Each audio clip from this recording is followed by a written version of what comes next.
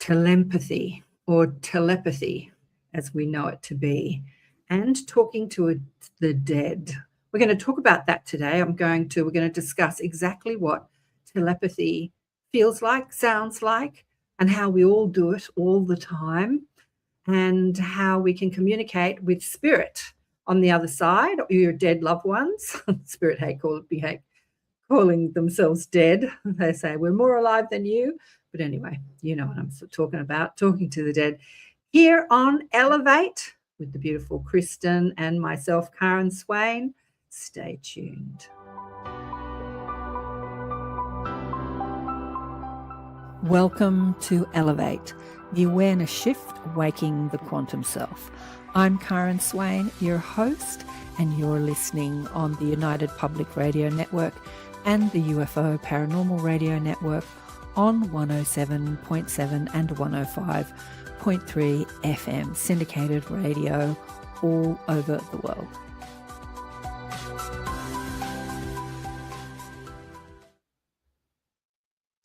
G'day, and welcome to another show, Elevating Consciousness, the awareness shift, waking the quantum self. Yeah, we're talking, it's a bit like a couple of people suggested on the last Third Eye Awakening show that we did a couple of weeks ago, Kristen, that we do part 2. And this is kind of like a part 2 of our psychic abilities, if you like, telepathy and third eye. When you get into the psychic realm, okay, I'm talking to the mob, but they're saying a bit like the physical realm. When we're using our physical senses, we're using them all together. Like we can focus on seeing and hearing and smelling. Maybe if you're smelling a perfume or food or something, you put your focus on your nose and say, that smells good, and you might shut your eyes. But they're all operating all together, all at once, right? Same with our psychic senses. And telepathy or telepathy, as Bashar, Darryl Anker's Bashar calls it, telepathy, is all part of our psychic senses, which includes that third eye awakening. Hey, g'day to the girls. Hey, Mish. So do you mind explaining telepathy? I haven't heard that Bashar explanation before. Yeah, well, he was talking about telepathy. I think somebody asked him about telepathy, and he said it would be more correct to call it telepathy. He was a bit of a play on words, in that as we are telepathically communicating, we're also feeling that communication with our empathy. So it's like telepathy. Yeah. Okay. And as we talked about on the Third Eye Awakening show too, when we talk about seeing, remember I asked people if they see things, and they say, no, I don't see anything, but I feel. And I said, well, describe to me what you feel. And then they'll describe this whole like scene. She looks like that, and it looks like this, and it was that color, it was this. And so they'll describe it as if they've seen it, but then they tell me, I didn't see it, I felt it. So it's a bit the same with telepathy or telepathy. Yeah. And talking to the dead. A lot of people say, oh, I want, what are you saying, Hamish? She's saying telepathy. Tell them. Telepathy. Lol, tell them. Oh, you're funny. Telepathy, you tell them, love. Yeah, and so I'm going to explain it a bit. Like we talked about, the third eye is your mind seeing rather than your eyes seeing, like you're visualizing in your mind, and that's your third eye. What you're visualizing, is it coming from your fearful thoughts, or is it coming as a download from spirit? This morning, g'day, Heidi and Kristen. She says, hello, KAren and Kristen. Much love from Boulder, Colorado. Telepathy is the same. It's you listening to your thoughts and hearing your thoughts. And we do this all the time. Like we're thinking all the time. And we're not always speaking what we're thinking, but we're hearing or noticing our thoughts. Not everybody is noticing their thoughts, but usually Esther Hicks described this when she spoke about our emotional guidance system, which when I heard Esther Hicks say that over 20 years ago, it was such an aha moment. Oh, yeah. Yeah. Like we think emotions are there to torture us, feel good, feel bad. I feel bad. I'm feeling tortured. And she said, actually, it's your feedback loop. It's a feedback. It is like your sat nav of the vehicle that you're driving, called your physical vehicle. And it is an indication of the vibration or the frequency you are emitting. You feel it. So when you're having a thought that's in alignment with your soul's purpose, or even with your ego's desire, or just desire in general, like I want to feel good, I want to feel better, I want to feel fit, I want to feel happy, I want this, I want that, I want this. When you're in alignment with what you're asking for, you feel that alignment, you feel that frequency as good emotion. When you're out of alignment, when you've taken a wrong street, she's using the analogy of the sat nav. When you're taking a wrong street, your direction is to go one way, you feel that misalignment as negative emotion. So when you're wanting something and then you feel bad, you always notice, usually, not everybody. I did meet somebody who was so in his head he didn't even notice how he felt, but that's unusual. But most of us always notice how we feel. We might not always be aware of what we're thinking, but we'll know what we're feeling. And then you can use that emotional guidance system to like, I'm feeling bad. What am I thinking? Like, what am I believing? What is the thought behind the frequency, the emotion? Right. And when you were talking about that, like a feedback, it's like an echo chamber is what came to me, because it's just kind of bouncing back and forth off itself. And it just repeats. Yeah, that's so fascinating. I have this thing that I'm working on. I don't know what you call it, but it's just something I think about a lot. And I think, am I a soul inhabiting a body, or a body inhabiting a soul? And either way, it doesn't really matter.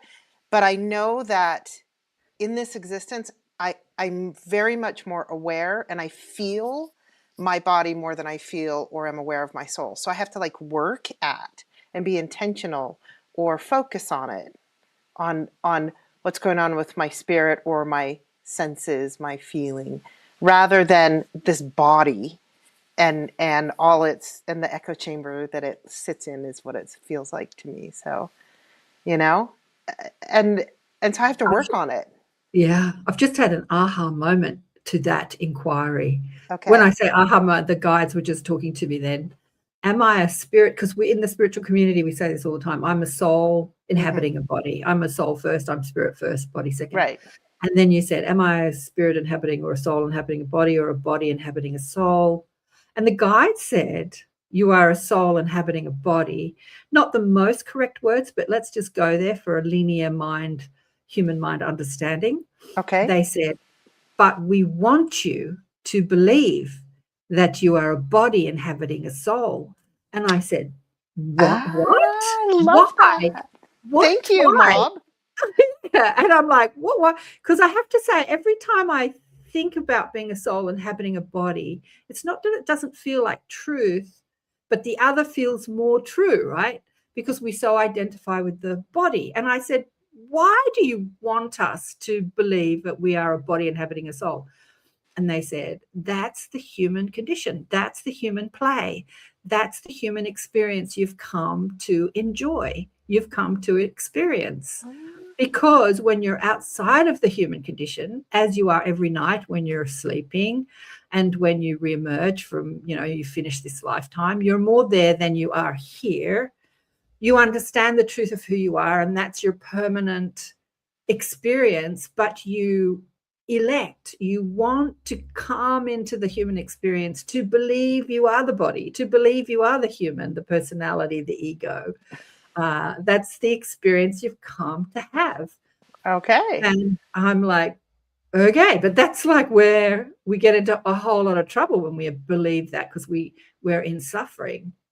And they're saying, yes, and that's when you have the opportunity to wake up in those moments of suffering, or in those moments of feeling bad. You have an opportunity to remember that you are a soul inhabiting a body, and that's the enlightenment journey.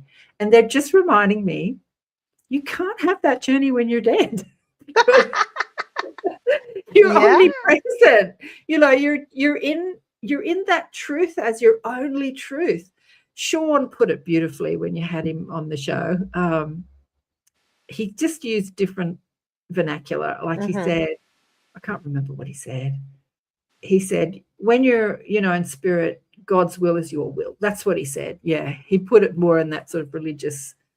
And thinking, for me, God is source, and source is in me. Yeah. And it's like saying I am God, but it's just a part of it that's in me, but I'm not God as in like I rule the world and the planets and everything. Yeah. Like not the sky daddy God, some people call it that. Some dude sitting on a throne with a crown. Yeah. Doling out rules and regulations. Yeah. And it's when I have that connection, or when I'm tapping into that I am, I guess, telepathic, walking through this world, picking up on those things so much better. I guess we're saying like we pick up on it unconsciously all the time. But absolutely. This is what the mob are saying, irreverently called the guides, the mob, are saying we're all telepathic. We're all telepathic, telepathy. We're all utilizing telepathy all the time. It's just that we're not aware and we don't know how to utilize it. Like most of us suffer from our emotions because we see something we don't like, we get upset about it. It hits a conditioned thought form or a fear, if you like, that sits in our subconscious. This is unfair. This is unjust. Where in your life do you feel like you've been treated like not fairly, and you feel like you've got injustice in your life? So it hits your own conditioning, basically, and then you're angry at the world, and you don't understand that your anger at what you're perceiving, what's coming at you, is a sat nav, is guidance, that it's asking you to look, to be aware, to be aware. I remember, look within, look at what you're believing to be true. I remember when someone was asking Esther about coming to Earth and feeling that guidance and feeling that connection to source, connection to God, connection to wisdom, soul, higher self, heaven, whatever you want to call it.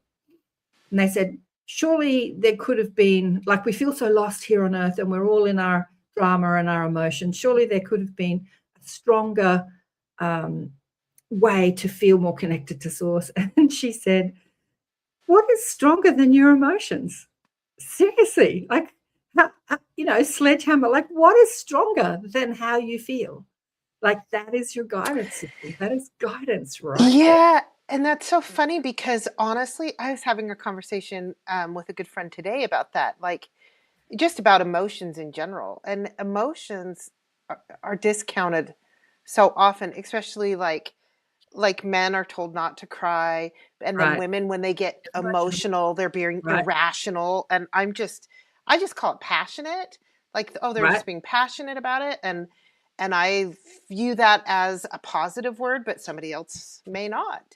And it's perception, right? It's how we perceive it. Back to that again, right? Mm-hmm. I don't know if you brought this up. Did you bring this up? Because I have my eyes shut. I didn't. I was going to, but I really liked what you were channeling from your guides or picking up on. Heidi said, ever since I can remember, I've been intrigued and fascinated with telepathy, practiced before I even knew it was. Yeah. So recently, I've been watching Smallville. So it was a 10-year series about Superman, which I never, ever watched, right? And it came on one of my streaming services. Mm-hmm. And I've started watching it. And a lot of it is, silly, crazy sort of soap opera type stuff. But it goes over a lot of things that we talk about on the show, Yeah. And I've always been intrigued or passionate about Superman from a get-go. He's an alien here on Earth. He's an alien. He totally is. He's an alien with superpowers. So what intrigues me is that this alien with superpowers, as we speak about, aliens coming to Earth that have different DNA structure and different abilities than we do. In the Superman series, he's got the strength and he can put out fires with his breath and he can, burn things with his eyes and he can read people's minds. No, he can't. can't. Like Not in this the series, show? He not in does? this show. I've never Oh, actually oh, maybe he seen. doesn't. No, I've never seen Superman be telepathic Oh, you're or right. reading people's mind. And I'm like, are you serious? You give him all these physical abilities, but you don't give him the most basic ability that every ET has, and that is the ability to be aware and be more deliberate with their thinking and understanding different frequencies and knowing how to tune into different frequencies. And like the Greys have explained to me how telepathy works, and it's crazy amazing how it all works. And I was having a bit of a chat to them about it the other day. It's like, why can't we hear other people's thoughts, or why can't we speak to dead people? Like, how is it that we can't, is what I was asking. And they're saying, well, the analogy is much like a radio station. It's all about energy, vibration, and frequency, right? The radio station, all those stations are playing all that music, but you have to tune into the frequency. Right. And when you hit that frequency, you can hear the radio really clearly. And they said the same with telepathy. When you shift the frequency, when you change, and some of it can be so subtle, like the mastery of the mind. I can't believe that Superman didn't have any mastery. And so watching this series, Smallville, he's clueless when it comes to stuff like this, right? And I'm like, how can you give him all these abilities and you don't give him this most basic ability? But they do explore these things with other people. So there was a young boy who was completely telepathic, and I was watching this show depict what it's like to be telepathic. And he would meet people and say things to them that he couldn't know, and they would say, I don't believe that, don't be so rude. Like, they would be affronted with his honesty because he was reading their thoughts or reading their emotions. Yeah. And they didn't want to show it, and they would get pissed off with him. And I'm watching this and I'm like, oh, this is totally my experience. This has been my experience my whole life. And then there were scenes where he would meet people, keep his mouth shut, and they would walk away, and he would say to the person he's speaking to, maybe it was Superman, oh, they feel like this and they believe this, and they believe that and they believe this and they feel like that. And I'm like, oh my God. And again, it was completely showing me my experience my whole life, but nobody told me that that was telepathy when I was a kid, and I didn't know how I knew stuff. Yeah. And then people would get pissed off and angry with me because they didn't want to be revealed. I don't feel like this. That's not how I feel. Like they try to hide it. And so I was watching this silly Smallville show, not silly, but Smallville. And I was watching this kid be telepathic, and it was like, and this was only this week, and that's why I thought, well, let's talk about telepathy on the show. Yeah. Well, first of all, I love finding nuggets and little pieces of gold in just things like that. And it doesn't, necessarily intend, or it does, who knows. But, I love that that's the experience you had with that. But it's bringing to mind something that's a little controversial, if you will. Like when somebody goes to get a reading from a psychic, and there's a difference between a psychic and a psychic medium, I guess. And I should remember this, but I don't off the top of my head very well. But some are reading my energy and picking up on, and they may not know that they're picking up on my hopes and dreams. And so they're like, I see you with, this, that, or the other. And I'm like, yeah, I totally want that. And, and it's coming, and, maybe sort of making me feel like that's coming to me. But what I trust more is somebody that's speaking to my guide through their guide, like they're communicating up here, Exactly.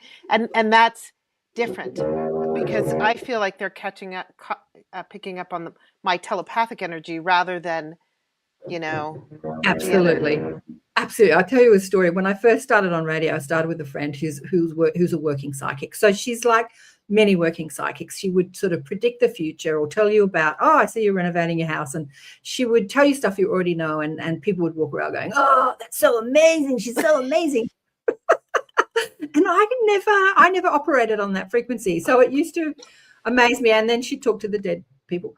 And one day I was going through a real emotional drama in my life, and I was having a bit of a chat to her. She was always on the phone counseling people, such a beautiful woman. And she was counseling me, and she was saying things to me, maybe you have to do something completely different in your life, but, like really change what you do. And in that moment, I knew that she was picking up on my fears because I was so in judgment. I'm like, if I can't get this, crap together in my life, how can I ever help anybody? And so I was really doubting myself, thinking maybe I should stop working as a healer and a teacher and a psychic and just get a job and a real estate agent, which I did for a week, right? But anyway, I was really doubting myself. So she's telling me, like, this is how I should live my future. And in the moment she was telling me, I knew immediately that it was not my future, but it was my fear talking. Yeah. Which this is what a lot of psychics do, right? They read your energy field, like the dominant thought forms in your energy field. But like you said, they're not speaking to your soul or your higher self or your guides and, having that conversation, which is Right. where you went, which is what the majority of working psychics do. They call themselves psychic mediums. They don't call themselves channelers. More people that call themselves, not that labels define who you are, because it's sort of foggy territory. Yeah. But Well, and that's why evidential mediums, I think, are more accepted sometimes. Like Suzanne Giesman, like she'll sit down for a session. People like her will sit down for a session with a client, and they'll, be communicating, and they'll get like, something like, you're wearing today a piece of clothing of, your husband who passed away, which I am today, actually. And yeah. and you wouldn't know that through a Zoom call, what I'm wearing, and and they would describe it, and then I'd be validated, and then I would be assured, okay, so this person is doing the psychic reading, not the telepathic reading my mind and my energy field. Exactly. Kind of. Well, what they're saying about Suzanne is because she came from such a regimented military logical background, the evidential medium was a part of her journey. And in the beginning, that's where she was. But as she's advanced on her journey, they're just applauding her. She has tuned into that higher perspective, that soul's perspective. And so she has the ability to move between frequencies, because it is an adjustment of frequency.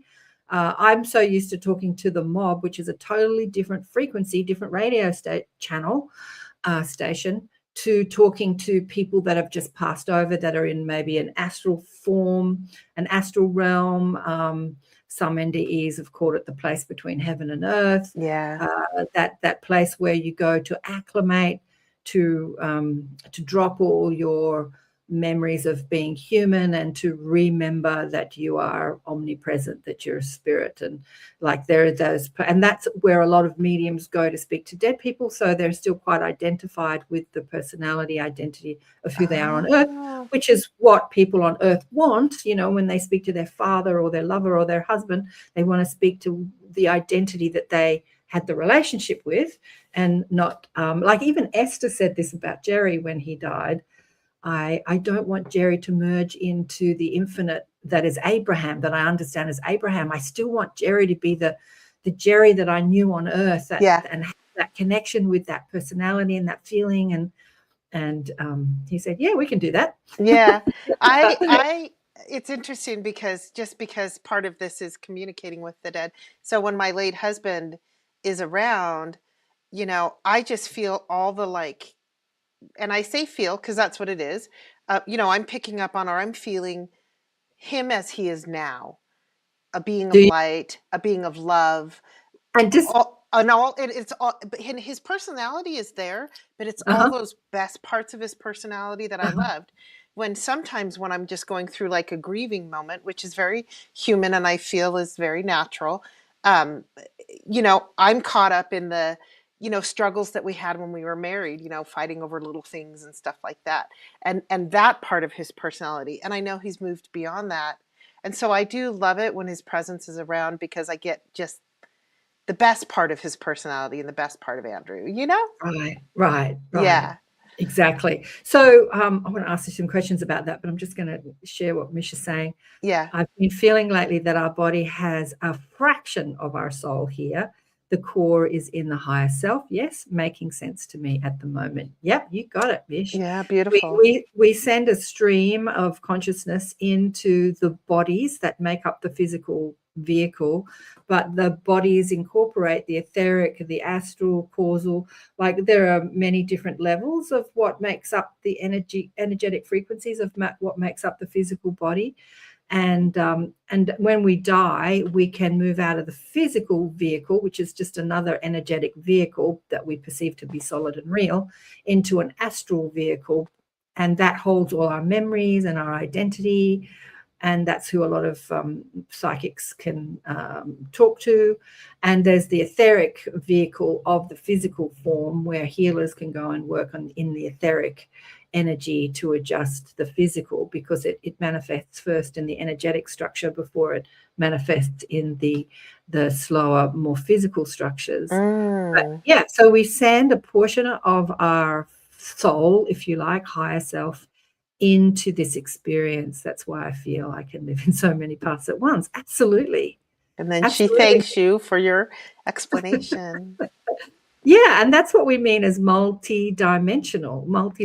But as the guides just revealed before, when you said, am I a soul living in a body, or a body living in a soul? And they say, we want you to believe that you are a body with a soul rather than the other way around, because that's the experience you've come to have. So we're going back to me feeling like I'm cheating when I'm busting through that?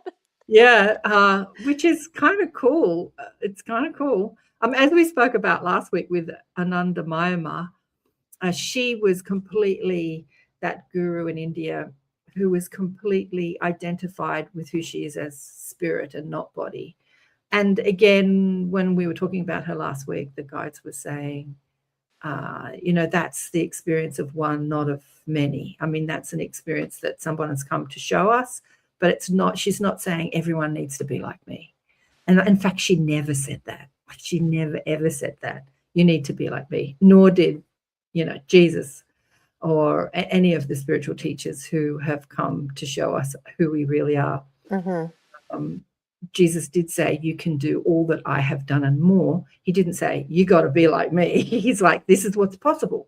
Like, this is what it might take you 1,000 lifetimes to get there, but this is what's possible. Like, this is possible. Yeah, if you choose it. And so getting back to telepathy.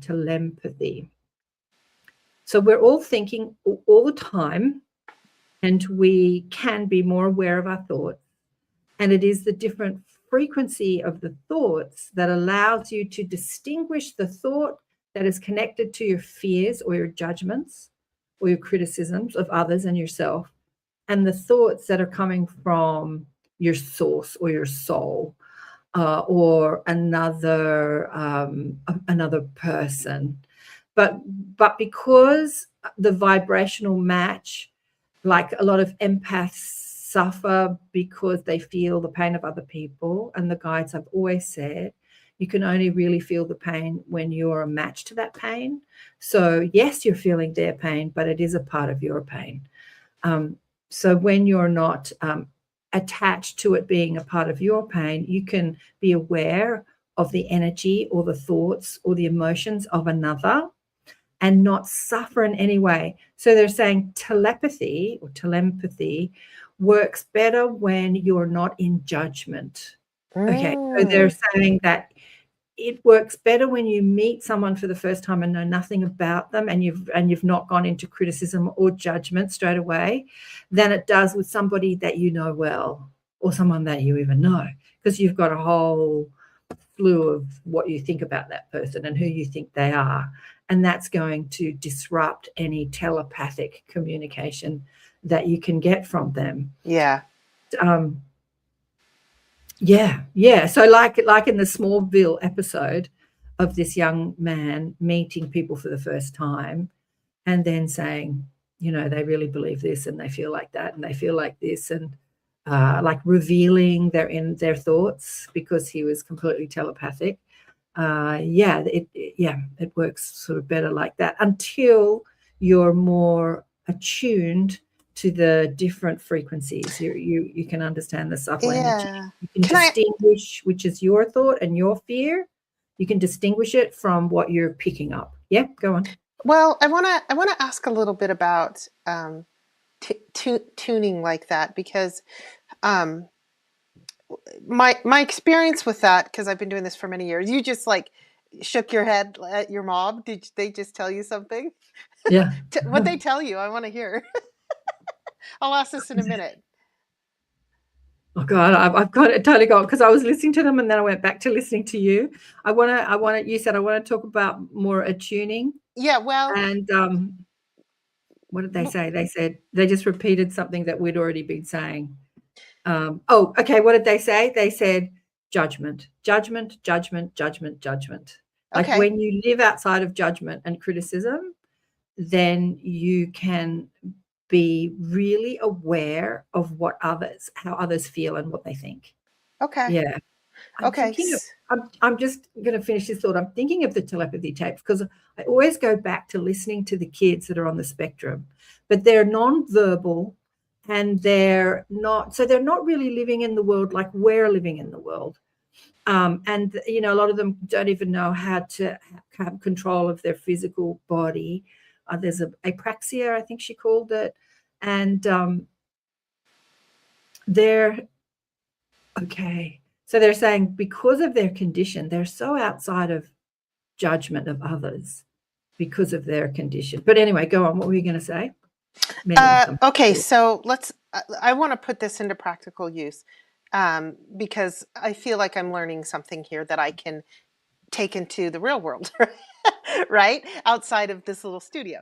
So, so I come across somebody and maybe they're going through something and I'm going to want to help them, or I can sense maybe a loved one of theirs is nearby that's passed over something.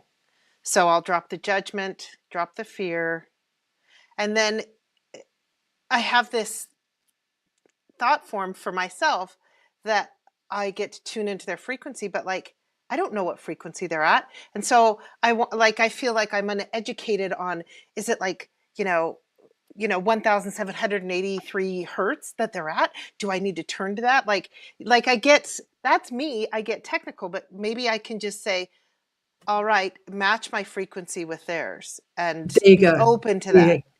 Well, you don't even have to say that. What the guides are saying, you Uh-huh. can if you want to. If that works for you, they're saying go for it. Don't make them wrong, Karen. But what the guides are saying, especially when you work as a healer, as you do, whenever you have the intention to be there for somebody else, instantly connected. So it's just the intention. You don't even, as I said, we did a bit of a meditation for healing this morning. I don't know if I said that off camera or on camera with a group of people.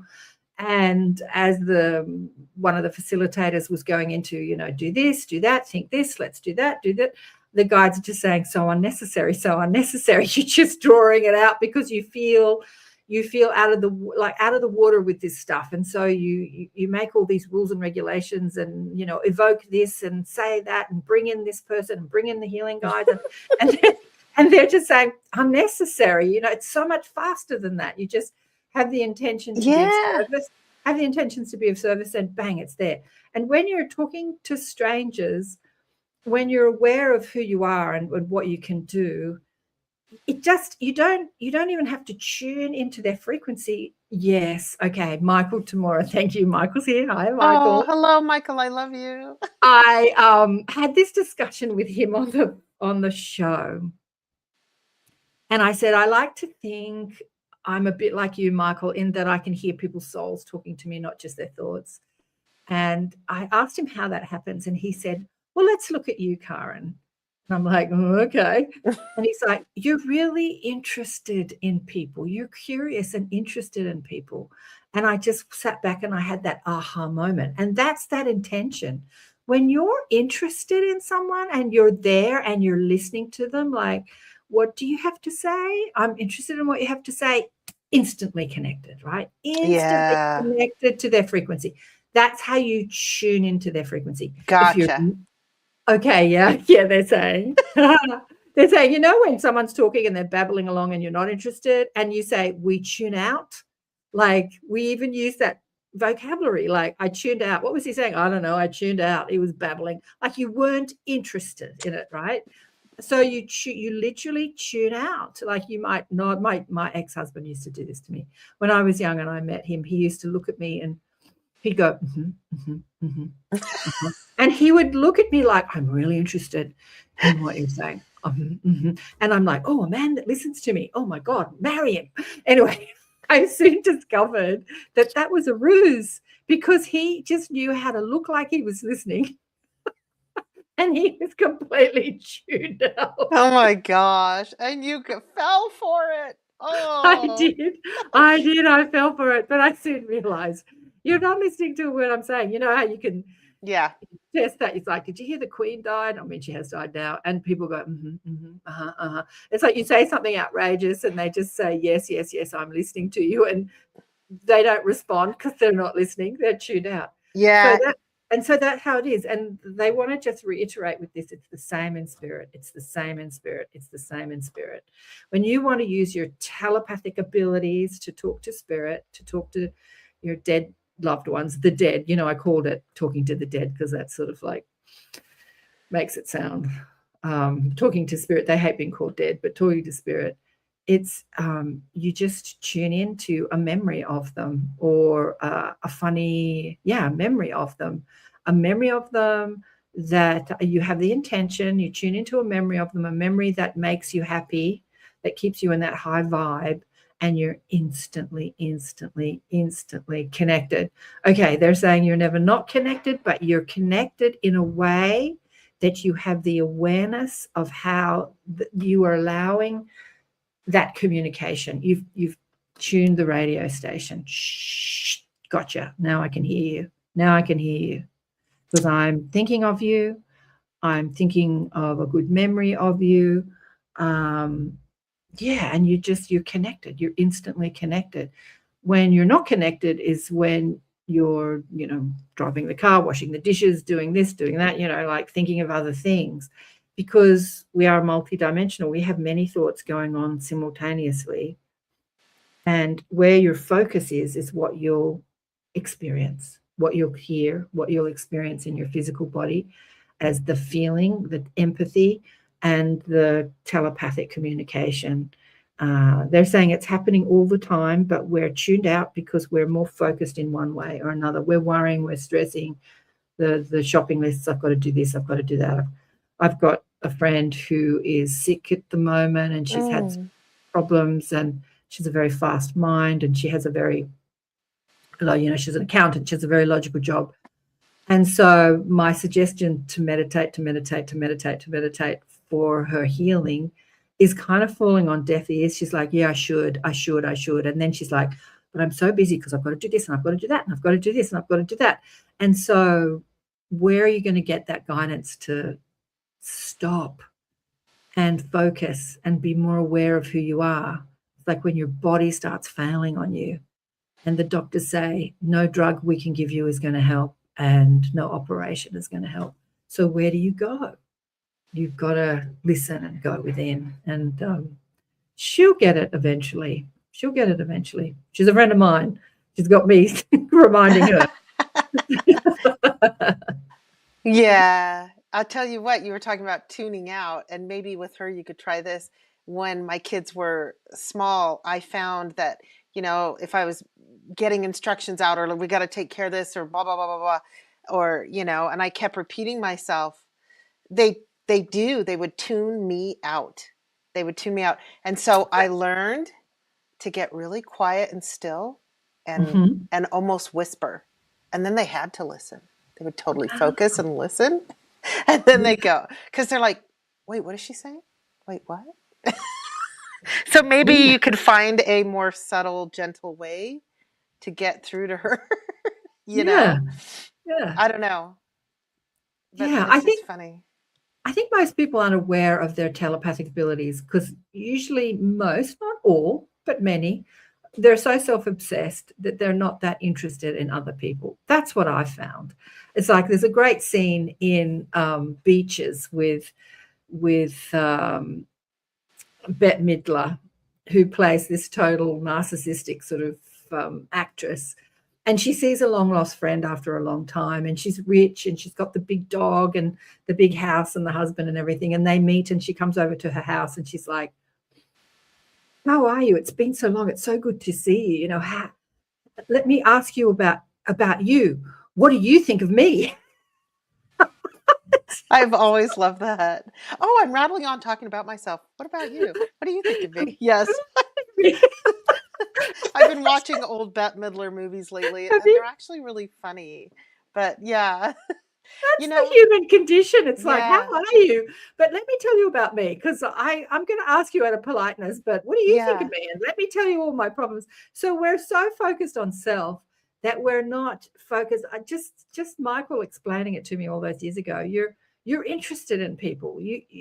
Like you look deeply, like, oh, why do they feel like that? And I wonder why that's happening in their lives. And tell me more. Like I really tune into people, and it's given yeah, me the ability to hear them on all levels. But most people aren't that interested. They think they're interested, but they're not. How are you? Bit of, platitudes, hmm I'm sick and this is good. And I went on a holiday and this is happening. And they're not that interested. So it's yeah, that interest that tunes you into their frequency. yeah, So when people die, and maybe you haven't been that interested in them while they were alive, but now they're dead, like you're really interested in them. This is something when we did Spirit Speaks with Sandy, and one of the guys that was shot during the Trump assassination attempt, we spoke to him. I can't remember what his name was. And I asked, why did you die like this? Like, why die so young like this? And he said, I've been teaching my kids my whole life and they never really listened to me. And you know what? Everything I taught them, now they're really going to listen. And I was like, yeah, that's so right. Like you give someone so much more importance after they die than sometimes you do when they're in your life, yeah, And yeah. I'm like, wow, that's so true. And he said, yeah, this was a way of really making them listen to what I had to say to them. And I'm like, dying? And he's like, yeah, you remember, Karen, there is no death. I'm not really dead. They think I'm dead, but where I am, I'm not dead. I'm fine. I'm like, oh, okay, right, yeah, right. So, Yeah. so being interested in what people have to say, like really focusing on them, tunes you into their frequency and gives you the ability to hear their thoughts or to feel their emotions or to know who they are more fully. Yeah, I have a question about that. Going in a little different direction, but do we have to do a station ID? Do we? Yeah, I suppose we should. I've Yeah. been So telepathically telling you to do one, but it's not working. you have, what time is it? Yeah, we're nearly finished. Got an hour just whooshes by. But So I you're have, listening to Elevate Consciousness with Karen and Kristen, and we are on the United Public Radio Network and the UFO Paranormal Radio Network on 107.7 and 105.3 FM. Syndicated radio, which streams out of stations in New Orleans and the Gulf Coast, and syndicated all over the world in 120 different countries. Oh, I forgot to take that off. And we're streaming on 8 different video platforms today. If you want to re-listen to the show, please go to my YouTube station, KAren Swain. I think it's Blissful Beings. If you just put in my name, KAren Swain. Actually, sometimes I come up being on other people's shows because you've done a few, yeah. well, YouTube will show other people's Yeah. shows more than they will my show. Because sometimes when people give me the name of their YouTube channel and I put it in YouTube, I cannot find it for the life of me. Like YouTube will not show. I can put in the exact name of the station and YouTube doesn't show it to me because it's not a big station. Like it just has Oh, a few hundred subscribers or a couple of thousand subscribers, and it just doesn't. The so algorithms odd. don't. And unless they give me, like, I'll have to say, give me the exact link. And when they give me the link, even on the United Public Radio Network, trying to find their YouTube station, initially when I first joined the station, I couldn't find it. Like YouTube wasn't showing it to me. And I kept saying Odd. to Joe, what's the name of the station? What's the name? Because, YouTube wouldn't show it to Huh. me. Huh. Anyway. Okay, so So, this is my question. And I'll tell you an experience that I had. with Andrew, but it has happened with another person in my life, where just tootling along as normal. And the first time it happened with Andrew, we were driving in the car, and I saw a car that drove by that looked like this old car that I had. And I said to myself, and I know I said it in my head because I didn't want to say it out loud because I just didn't want the comment he would give me. But I said, gosh, I sure miss that old car. And he actually answered me and said, yeah, you do really miss that car. And I know I didn't say it out loud. And it Yeah. wasn't like, it was so weird. And I was like, dude, what are you talking about? I didn't say anything. And he goes, yeah, you just said you really miss that old car or something like that. And I said, I didn't say it out loud. He goes, yeah, you did. So we paid attention. And that happened Yeah. several times to our marriage, but I never read his thoughts or heard his thoughts, and it wasn't intentional. He would just hear my thinking and answer me. Wow. Well, I was hanging out with a group of friends, several months ago, and one of the guys in this group, I was thinking about somebody that wasn't there, and I said it in a way like I was having a conversation with myself, and he answered me. And I was like, why'd you say that? He goes, oh, I was just thinking about so-and-so. And I was like, And so, and I noticed with this other person, the same person, a couple months later or something, it happened again. But Yeah. I wasn't attempting to have them, read my mind, and I can't read theirs or hear their thoughts. So Yeah. I don't know. It's just a really interesting thing that's happened in my life. It takes practice and focus. And I'm going to come back to and intent, like being tuning into somebody. If you try too hard, okay, now we're going to practice telepathy. Then you're interfering. You're going to get it away. You're going to, because I remember it happened to my husband, my second husband. I've told this story because it was so funny. He was always like, I wish I had the psychic abilities that you do. And I kept saying, you do. Everybody does. You do. But he would believe that he didn't, like most people do. Like when you do my courses, I'm going to tell you, you have my abilities. You just have to, remember them, develop them. But we all have the abilities. Seth said in the Seth books, channeled information from the 60s, everyone is operating on your planet telepathically. Everyone, no exceptions. You couldn't drive on your roads if you were not. So it's a matter of being aware of where it happens. So anyway, in this one story, we were moving house and he had this big book, beautiful big Hare Krishna book of paintings of all the gods and everything. And he pulled it out of a box and he kept asking me, where do you want this? Where do you want that? Where do you want this? I was always the boss, right? And I was so sick of him asking me where to put everything. We're in this hallway in this house. And he held up this book and he says, where do you want me to put this? And in my mind, I thought, I don't give a damn where you put it. Shove it up your bum. I don't care. You know what he said to me? He said to me, no, I'm not going to shove it up my bum. See? And that wasn't intentional, but he heard it. He heard that. I could have said anything in my mind in frustration.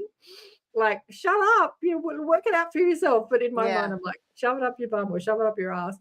And he said the exact words that were in my mind. Exactly. And we both cracked up laughing because it was so exact. It was just absolutely exact. He read my mind. So funny. And then I said to him, see, you do have my abilities. Anyway, what's Shirley saying? I love these telepathy stories. My husband and I do this occasionally. Organically? Yeah.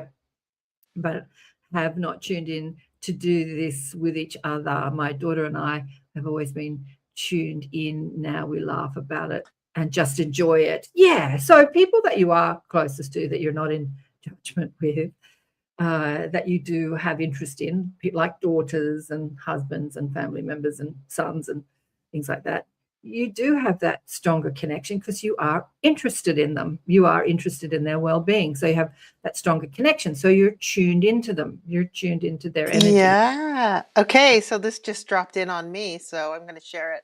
So the reason why, when I'm focusing and really intentionally tuning in and trying really hard to do it, it's because I think I can't do it. So that I have to do it. But when I'm not thinking I have to do it, it just happens. Because I really can do it.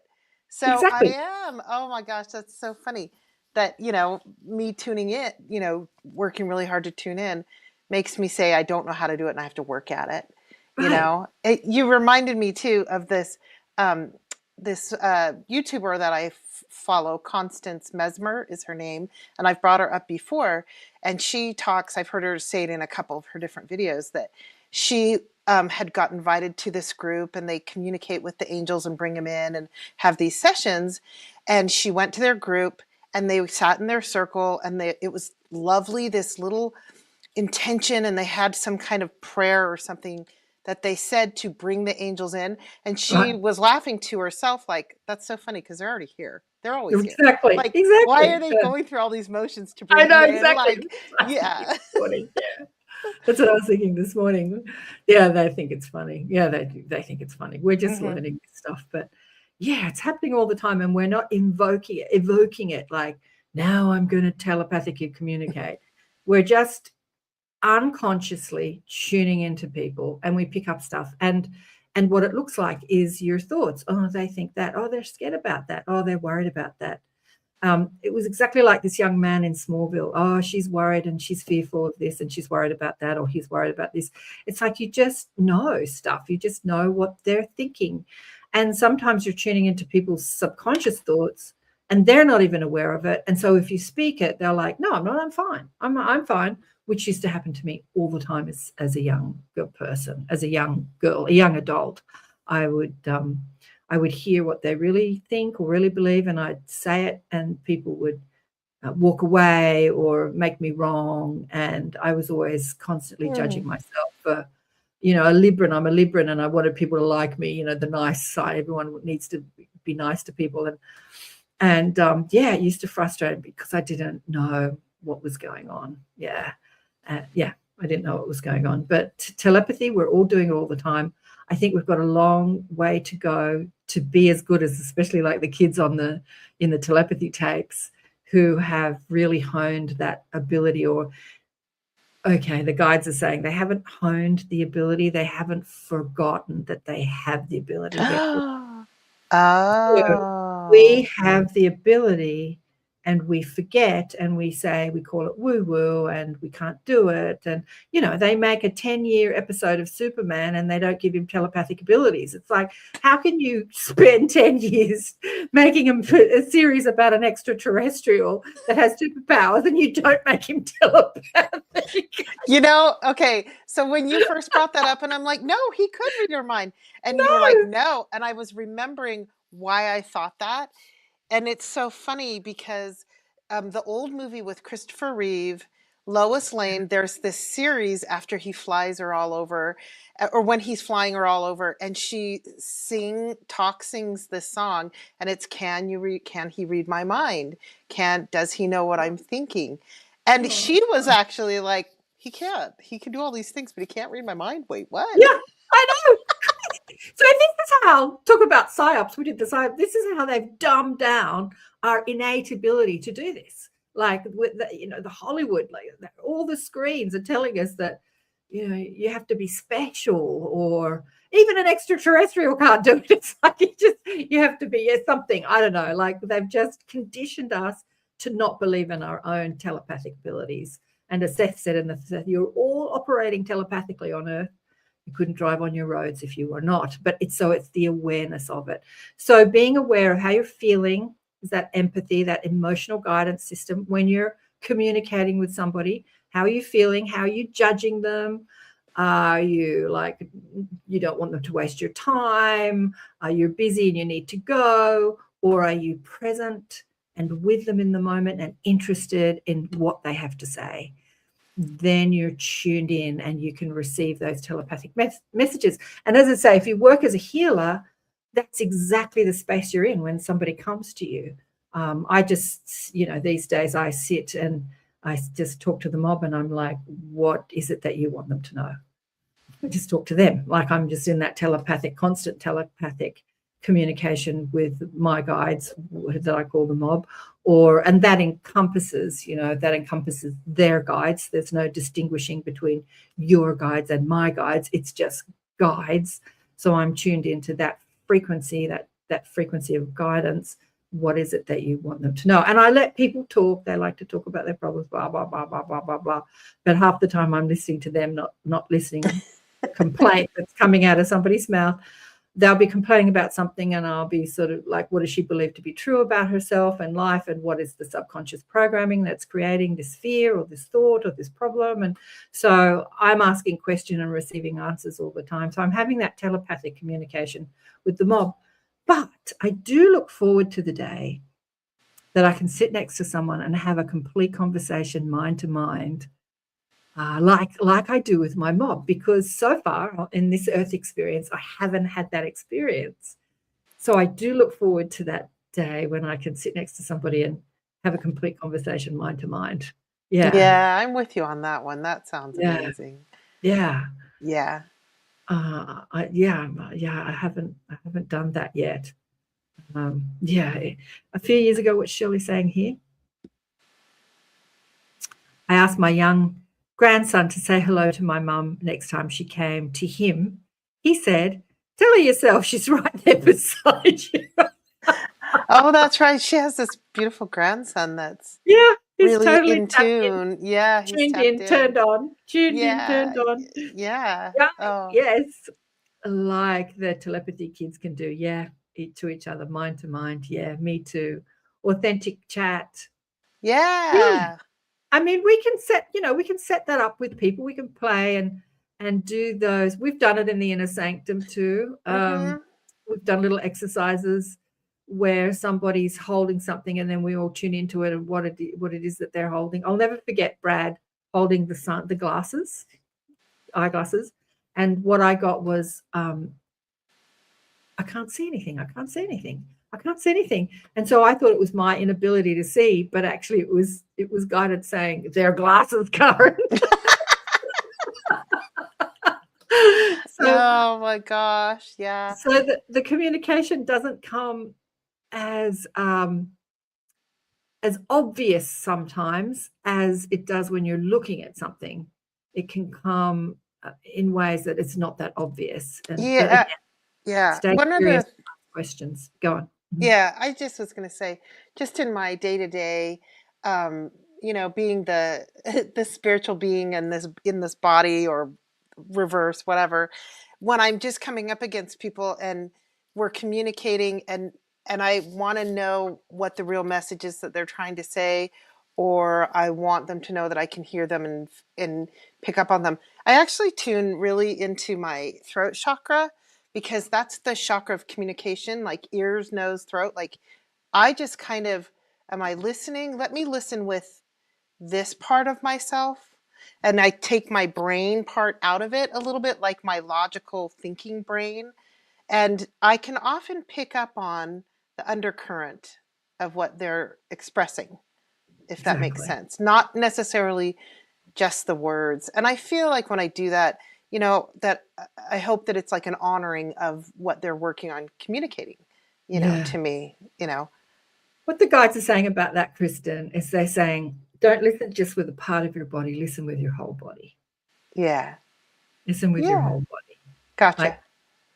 Like let your whole body be your instrument of communication. And they're saying that, and I'm asking, how does that work? And they're reminding me of how I already do it. So when somebody is communicating, I might have a pain in my stomach, or I might get a backache, or I might get a throat scratch. And I'm tuning into so that I'm feeling what they're feeling, or I'm feeling an area of distortion or imbalance in their body as pain or discomfort in my own body. But what we do is we often think, oh, this is my pain, this is my pain.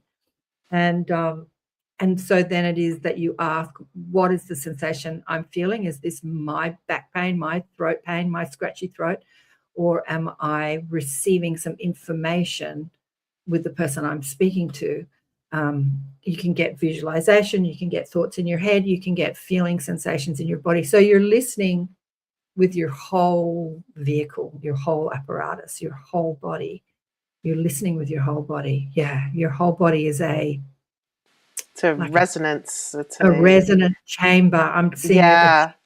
a tuning It's like it's vibrating and it's attuning to that vibration, and they're vibrating together. And it's information in every Information. Yeah. I think I see what you see. So Yeah. Here's, let's see, Heidi put, I've taken a course or tell on telepathy and would break into groups and have practice partners. She loved it. Yeah. A course or two, this is what she said. She corrected that. But she says, I automatically close my eyes. I think of the Estes method on communication with spirit. Is that Esther or Estes? I don't know. Yeah, I haven't heard of the Estes. But then she says, yes, with all senses. All senses. Yeah. I mean, there's lots of methods. People have their methods, but it could just be really simple. We're all doing it all the time. Be aware when you're doing it. How are you feeling? Use your emotional guidance system. How are you feeling at the time you're receiving that communication? Like, how do you feel? Oh, we've run out of time. I was going to say, how do you feel when you know that you're getting clear communication from your dead hubby? Yeah, it feels, I mean, it feels like it's light and it's joy and it's love, and maybe that he could pick up on me, or whatever connection we had when he was alive that I thought was so fascinating, makes it so it's so easy for us to communicate now. And it always comes, as I've said it before, it's like a knowing that just shows up, but it's with his verbiage and his voice, but it's instant. So it's instant. I always know, because I get that sort of aha moment. It's like I'm receiving information that my linear human brain didn't know. Like I've received information today from the mob when they said, yeah, well, this is the truth of who you are, but we want you to believe this. And I'm like, really? And then they explain it more, and I go, why? That makes so much sense. And that aha moment, that is that confirmation that I'm receiving this information, and it's not me making it up, or me tuning into my subconscious programming, or my fears speaking, or my criticism speaking, self-criticism speaking. It's that direct guidance, that direct telepathic communication with spirit, or dead people, or guides, or another human. Because we're not used to communicating telepathically with each other, they're going to say it's going to take some time for us to acclimate to that way of communicating, because we're so used to the normal way of communicating with the kids and the telepathy tapes. Because they can't communicate verbally, their default setting is the telepathic communication. Fascinating.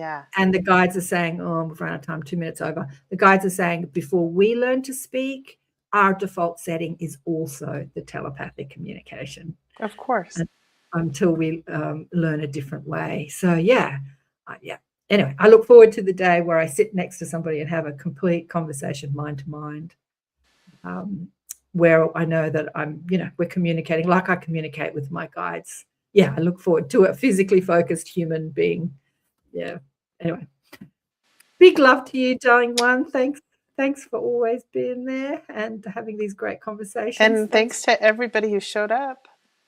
Yeah, I have to say, it's the Elevate shows for the live listeners are getting less and less. There's only been about a dozen people. 13, just went up to 13. But no way out of time already. What's she saying? Beautiful love to you, Shirley and Mish and Heidi and all the regulars. Thanks so much. And we'll find something else exciting to talk about next week. Let me know if you have something you want to talk about. And also let me know if you, after this conversation, you have a really visible conversation with someone in spirit, somebody that you've lost. Like, focus on them in a loving way and just imagine what they're going to say to you. Feel it in your body, how that communication feels, and write in the comments, what they said to you. And don't worry if you think it's wrong, just put it in there. It's like, they told me they love me, but that would be obvious, wouldn't they? Well, yeah, that's what people say. They told me they love me, but that would be obvious. So maybe they are telling you, they're sending love. Let me know how the telepathy goes. Big love. Thanks, honey one. Thanks, Kristen. Catch you next time. Bye, y'all.